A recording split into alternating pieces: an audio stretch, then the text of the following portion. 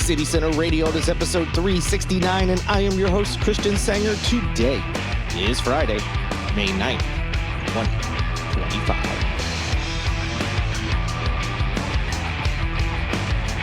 We've got a new pope. Yes, that's the big international news as I'm coming on the mic here today. Just happened actually it's been a few hours before I started recording. So that's the big news on Thursday when I'm recording this. But today is Friday or after, and I've got some stories to go over for you. And unfortunately, no, I'm not going to be able to cover a couple of the weird police report stories that have been making the rounds this week. If you missed either of them, just go to the Holy City Center Instagram. That's probably the quickest way you can see at least like the gist of these stories. But one involves a young man somewhere in his 20s who wanted to prank his ex-girlfriend because they had been having some problems, and he wanted to lighten the mood and decided that prank was to hide in her bathroom and pretend to attack her with a knife. Now, this is a dumb idea, correct? Correct. It gets even dumber. It was a real knife. He placed some of her clothes on his face so she couldn't tell who he was. He was Winnie the Pooh bearing it. That's right. He had on no pants.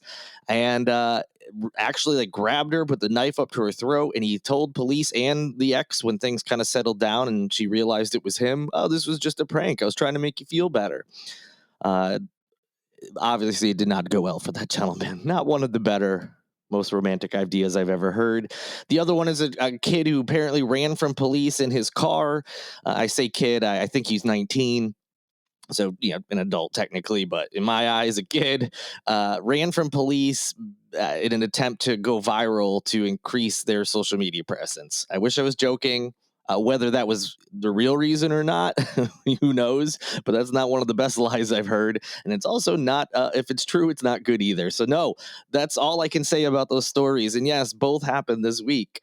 And the reason for that is it is that weird time of year. There's a couple pronunciations for this word.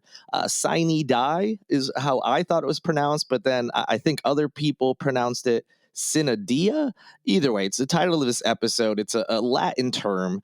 I'm sure the original definition it has changed a lot, but as we know it here, especially as it relates to politics, it basically is just a term for the end of the session for the year. And so for South Carolina, that means at 5 o'clock on Thursday. So when I'm recording this, at 5 o'clock, the legislative session is over until January. Yes, you heard that right. Our state House and our state Senate are both done with the legislative session from now, when you're listening, until January. Yep. They work January to May. Now, I know they're still doing things, but as far as passing laws and debating them and that whole process, once 5 o'clock Thursday hits, that's all done. Now, why is that important besides the fact that it's the end of the session, so that's it as far as, potential laws being passed and things? Well, it's because over these last few weeks, a lot of things all of a sudden get pushed through. This is the possible end of the road for certain bills that these state politicians have been trying to push, their pet projects, the things that they really want to tell their constituents they were able to accomplish, all these big plans. This is it. And if things don't get passed by 5 o'clock on Thursday, then they don't get to go forward this year. And sometimes that could be the end of it for good, just depending on where things stand and what changes there may be and whatever the national conversation is. So, you see a lot of talk in the media from local politicians really having a sense of urgency, trying to pass, their specific legislation or the ones they think are important. So in this episode, we are going to talk about some of the things that have passed, some of the things that still may.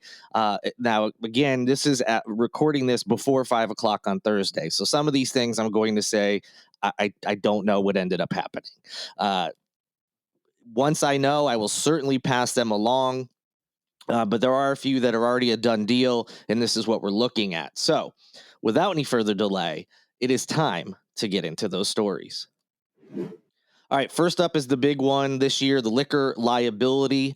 We've talked about it a bunch on this podcast. If you need a refresher, you can go back and listen to some of those. You can also look up, online the stories from our local media. They've done a pretty good job of covering this from the beginning. And you may remember there was two dueling bills. One was in the House, or that's where it originated, and one was that originated in the Senate. I did an interview with a local attorney, Gedney Howe the Fourth, about one of those bills, and at the time, some of the very problematic things that were in there that weren't really being talked about because the focus and the headline was about this liquor liability insurance that a lot of local businesses have cited as at least one of the reasons why they've had to close. Well, neither of those two bills are being passed on their own. However, there was a late session agreement on this liquor liability insurance reform on May 6th, and it's going to be a combination of the two bills. So, definitely a compromise. Details I'm going to go over here in a minute. Some I'm still going to have to look through because this, happened, as I just said, a couple of days ago. And, chances are we're going to learn more as journalists and attorneys and others go through this bill and tell about some of the details. But here's what we know so far. I mean, the number one takeaway is that this hopefully is going to give our hospitality industry a little bit of optimism that things are going to change as far as this liability insurance. And it's not just the premium, it's some other aspects of it. So, just for reference, the bills I mentioned before, the House bill was 3497, the Senate bill was 244. And as I mentioned, neither is clearing. Instead, negotiators came up with this agreement in the Senate. It was voted on Wednesday in the Senate. It passed 41-1.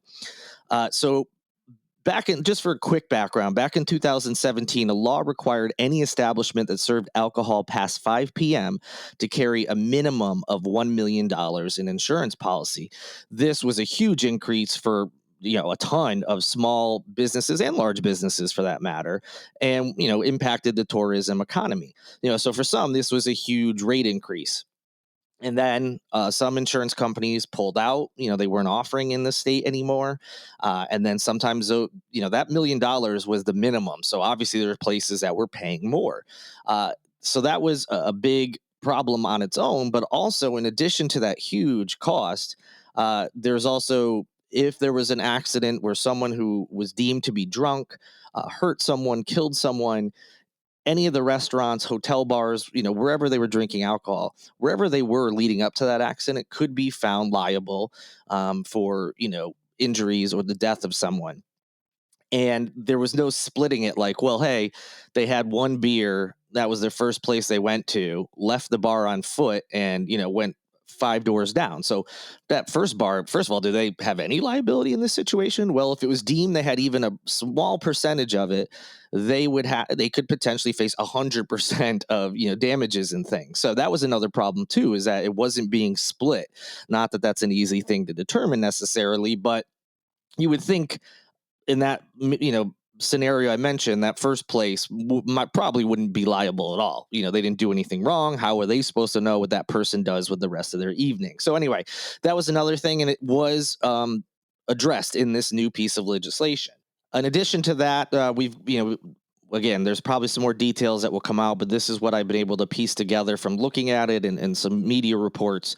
Uh, there's also going to be some relief for places that operate a little bit differently than your traditional bar, and that's VFWs and American Legions. They serve alcohol and they do so after 5 p.m., but they're not exactly the same type of business. And so that was another aspect of this bill that did get through. There'll be things like reduced insurance coverage for those types of places. They're not going to have the same as far as that's concerned, the liability premium. They won't have to, meet a certain mark that's the same as like a bar. And also whether it's one of those specific places or any other organization that serves alcohol, any venues where alcohol makes up less than 40% of their sales, they also would be eligible for reduced insurance coverage. So again, just making it a little bit more fair. These places that aren't just a traditional bar that basically all they do is serve alcohol, and that is their, their huge, biggest part of, their sales. This helps out places like that. There's also going to be mandated forensic digital age identification systems in bars and restaurants that are open after midnight. These have gotten some pretty good reviews and feedback from places that have already implemented using these types of things.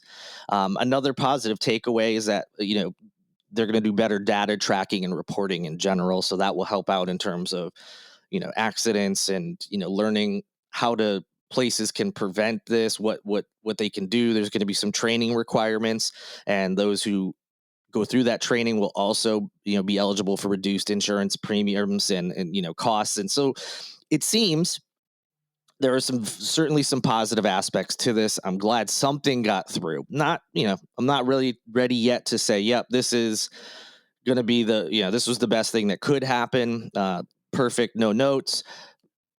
Once I learn a little bit more about it and hear from, people who know a lot more about this than me, then I'll feel a little bit more confident. But there is some good things in here that I am, I'm confident of what I've said in this podcast, that those will definitely help out some places.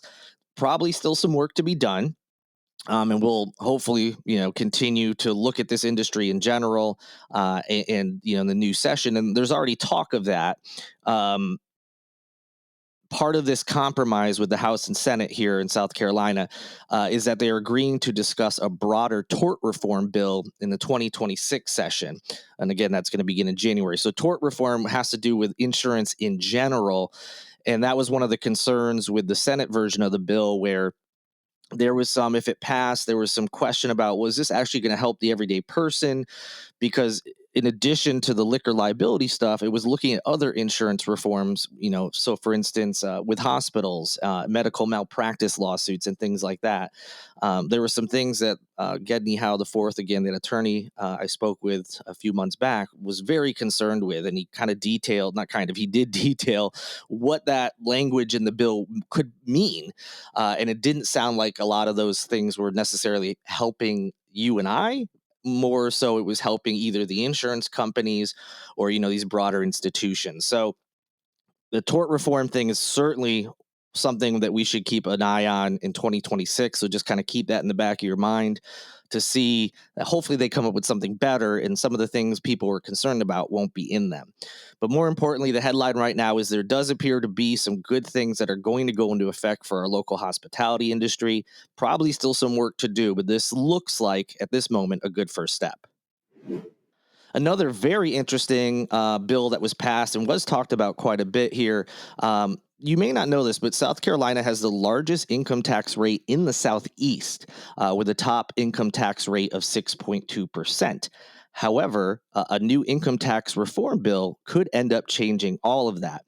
So originally, the South Carolina House announced the income tax bill, that is its name, that would make every South Carolinian pay a flat rate of 3.99%. Under this latest version of the bill, if you make $30,000 or more, you would pay 5.39%. So, higher than the original, hey, we're all just going to pay just shy of 4%. But if you make less than 30%, you would pay 1.99%. However, regardless of where you fit into that, it would decrease over time, eventually leading to no income tax in the Palmetto State, period.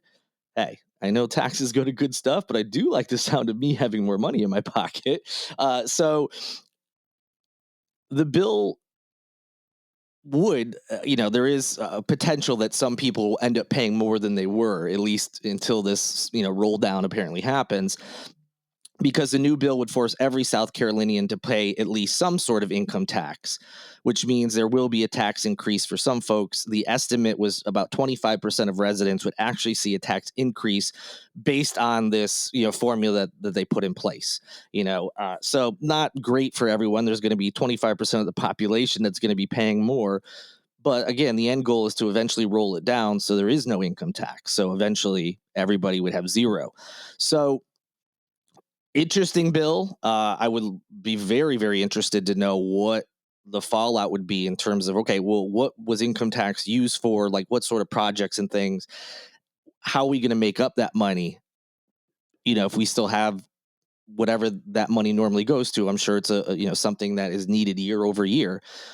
what are we going to be losing out of? Where are we going to make up that money? What does this mean for all that stuff? Because as much as I want more money in my pocket, if there's these real long-term effects that, are going to be it'd be so much better if that little, that percentage of your money that you did have to pay in taxes. I know it sucks, but if it was better for us to do that in the long run, this might not be as good as it sounds, but we'll see.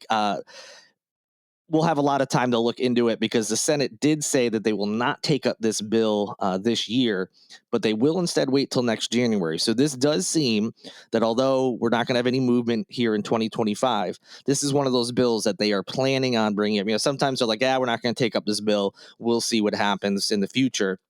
But this certainly sounds like one that they're tabling with the intention to come back to it. So we'll see what happens in 2026. But for now, the bill cleared a step, but is not going to go into effect. But there could be a chance that in the new year, which is silly to say in May, like it's just around the corner or something, but in the new year, this could go into effect, when they eventually pass it, if they do. So we'll see. Certainly something to keep an eye on. Another bill I'm very much in support of. Right now, lawmakers are making headway on this bill, which would make school board meetings more accessible to the public. A move supporters like myself say will increase transparency. We're used to this, I think, in the Charleston area. For to the best of my knowledge, pretty much whether it's city council or county council, school boards, et cetera, they do a really good job of live streaming their meetings. But this would make it so this has to happen in all public and charter schools throughout the state. Now, the bill would require them to record the meetings, doesn't necessarily have to live stream, but the videos would have to be posted within 2 business days of the event. The bill would have the State Board of Education create the actual model policy, whatever that would look like, and then each school district would have to adopt a similar one. The model would then need to be approved by the district superintendent and the State Board of Education.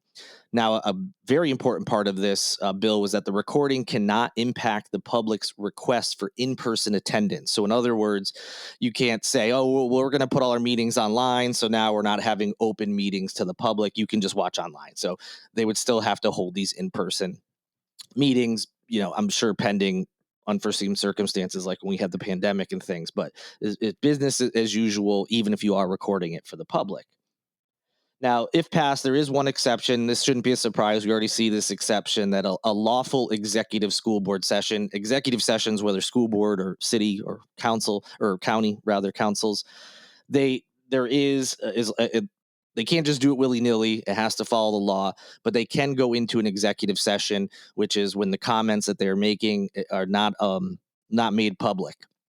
They go into a different room. If you're in person, you kind of have to sit there and wait for them to come back. And so that would still be in place. But a good step forward as far as schools having to put this out within 2 days at the latest, so people in the community have access and will know what's going on, especially those who can't, or let's be honest, don't really want to attend an in-person meeting. You can still see what your, people that you possibly elected, or maybe you didn't, but are keeping an eye on what they are talking and discussing in your community. So definitely on board with this. Now, the bill was passed in the Senate unanimously and was set to be debated on the House floor this past Tuesday.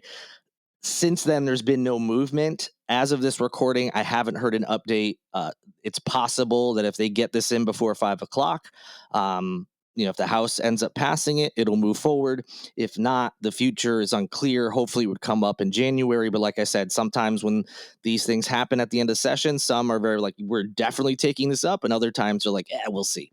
But with the Senate unanimously passing it, I'd be surprised if not unanimously. I would imagine the House will have a pretty big vote in favor of this bill. But will they be able to get it in time? We'll see, and I will definitely keep you updated. Another one that'll affect so many of you out there, holding a phone while behind the wheel could soon be illegal in South Carolina after House lawmakers voted to send the legislation to Governor Henry McMaster's desk. So yes, this is a done one as far as the South Carolina House and Senate, just waiting on the governor to sign it. In all likelihood, he would. There have been different, you're probably saying, isn't this already illegal? Well, there's been some things they've tried to implement. There's been some pilot projects, and this will make it official. Holding a phone while behind the wheel will soon be illegal. Advocates have been pushing for this for many years. Obviously, this is to try to stop distracted driving, which, believe it or not, contributes to tens of thousands of crashes each year statewide alone. Forget the rest of the nation, although, of course, some states do have this type of legislation in place. As usual, not everyone follows that legislation, so there's still plenty of these accidents. But yeah, just here, tens of thousands of crashes in this state are related to distracted driving, someone looking at their phone being the biggest, of course, whatever they're doing, texting, reading an email, watching TikTok, whatever they're doing, it involves their phone. That is this distracted driving that they're trying to curb. So specifically, it would prohibit drivers from using a handheld mobile electronic device. So, it's not just phones; it could be an iPad or something similar, which people are doing is wild. While obviously, it's this will prohibit doing it while you're operating a motor vehicle. There's already a ban in the state for texting and driving, so this just expands it. So you can't be, oh, I wasn't texting. Was I looking at TikTok? Yeah, of course I was, but that's not illegal. Well, now anything would be illegal. So this has been going on for a while, almost a decade long. That Representative Bill Taylor, Republican from Aiken, has been trying to get this passed, and it was this year helped in part by a threat of losing $50 million in federal highway funding if the state failed to adopt a hands-free law. So, yeah, that might motivate you a little bit.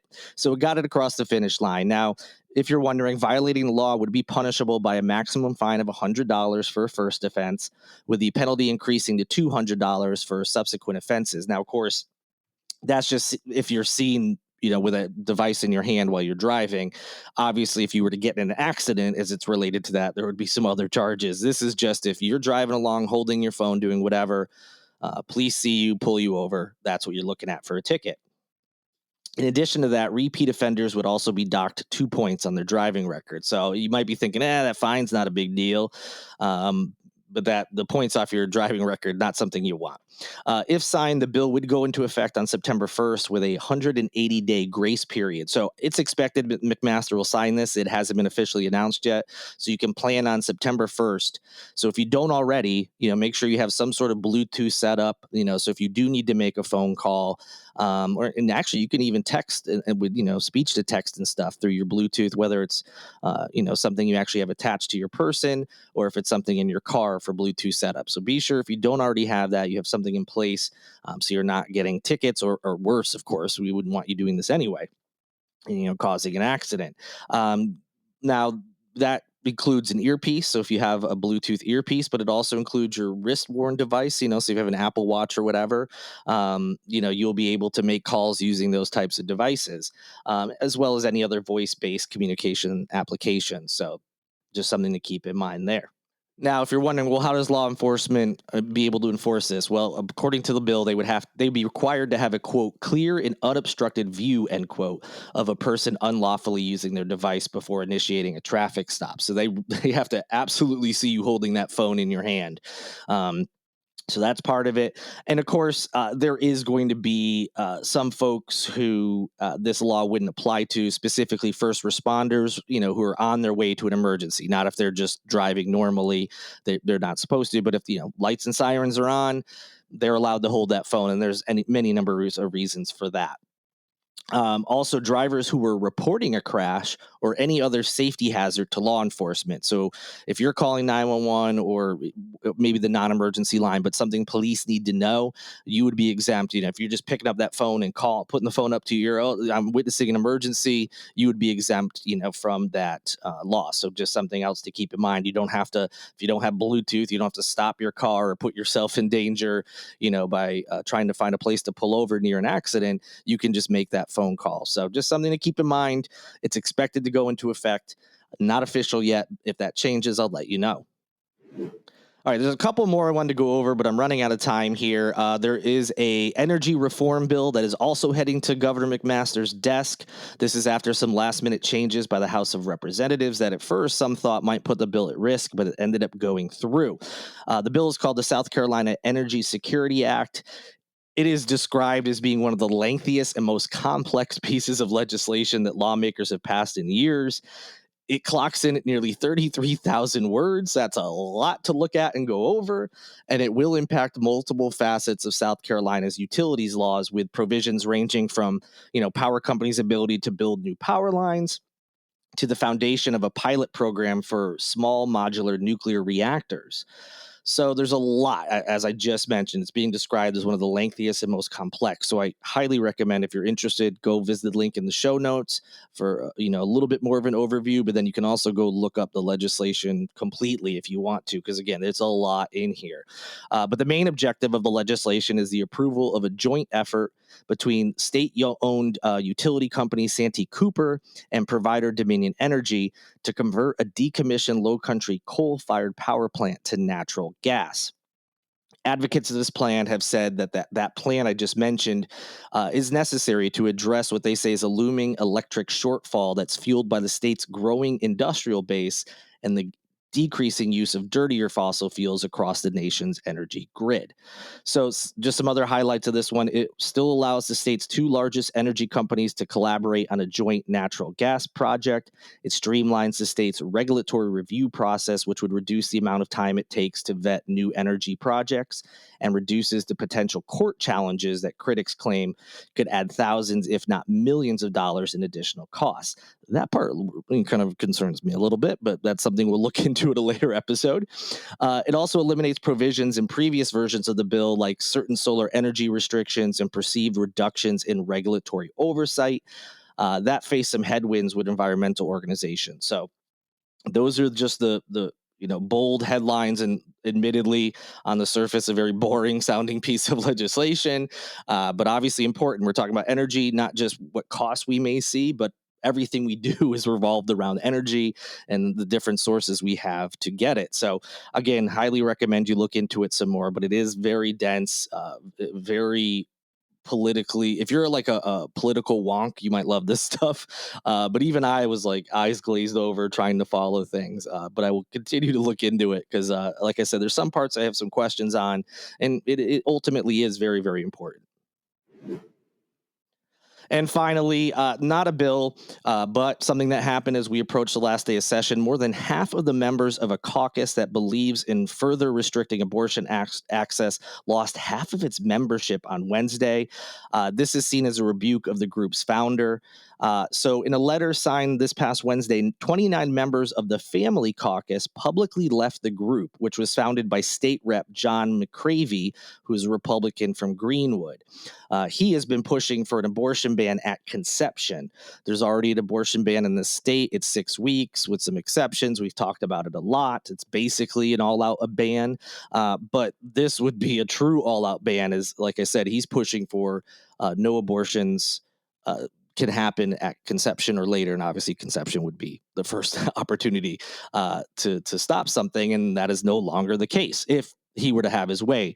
Now, late Wednesday evening, a state senator left the group, and then that was followed up by this other letter with the other members who also left. So although they all put out statements saying, they're still very much Republicans, I'm paraphrasing, very much pro-life, they just saw some of them saw this, abortion ban at conception as a bridge too far, but a lot of them also just didn't like some of the tactics that they allege were being used by McCravey or maybe those associated with him.